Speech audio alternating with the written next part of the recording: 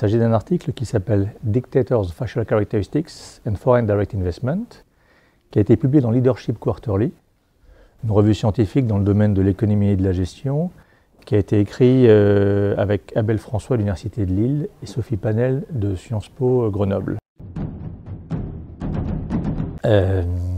Dictature, investissement, compétences.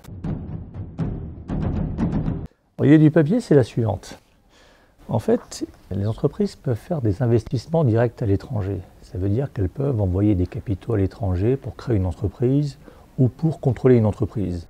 Vous êtes par exemple Auchan, vous voulez avoir de la grande distribution en Russie, vous pouvez en fait créer des supermarchés en Russie ou vous achetez une chaîne déjà existante. Vous déplacez de l'argent. Mais la question qu'on peut se poser, c'est qu'est-ce qui motive une entreprise à faire cet investissement direct à l'étranger? Alors différentes choses jouent un rôle, notamment le risque politique. Vous comprenez que si vous envoyez votre argent dans un pays comme la Russie, et que tout d'un coup il y a un risque politique, je ne sais pas moi, un dictateur arrive au pouvoir, il commence à confisquer votre entreprise, ça peut en fait vous dissuader d'investir dans le pays. Donc il y a le risque politique qui joue un rôle. L'intérêt de notre papier, c'est qu'à côté du risque politique, on se pose la question de savoir si les caractéristiques du visage des dictateurs jouent aussi un rôle sur les investissements directs à l'étranger.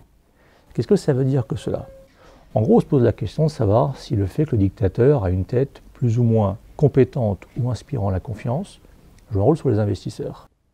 L'hypothèse peut sembler bizarre, mais il y a des études qui montrent que les caractéristiques faciales jouent un rôle dans beaucoup de décisions, notamment économiques.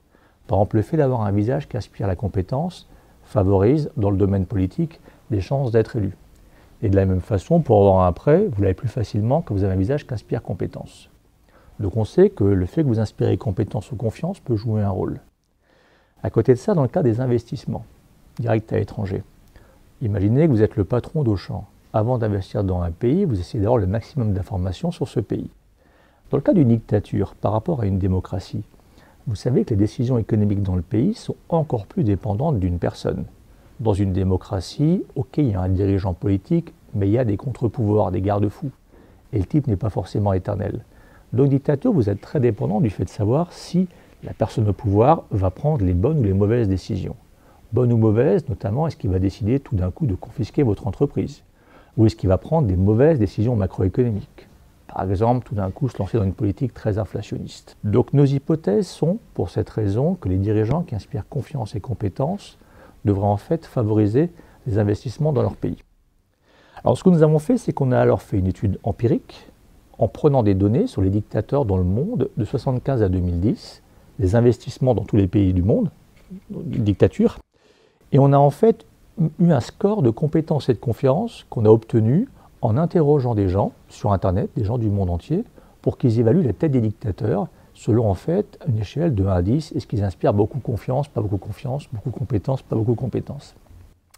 Et à la fin de l'histoire, ce qu'on montre, c'est que le fait qu'un dictateur inspire compétence, a l'air compétent, ça joue un rôle sur les investissements directs à l'étranger.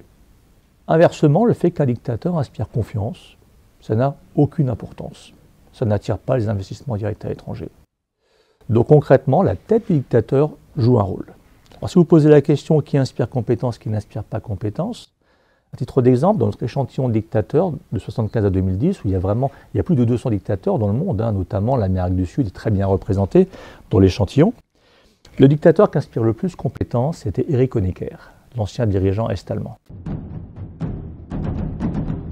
Alors si maintenant la question est quel message faut-il retenir de cet article, moi je dirais en fait que quitte à avoir un dictateur, autant en avoir un qui inspire compétence.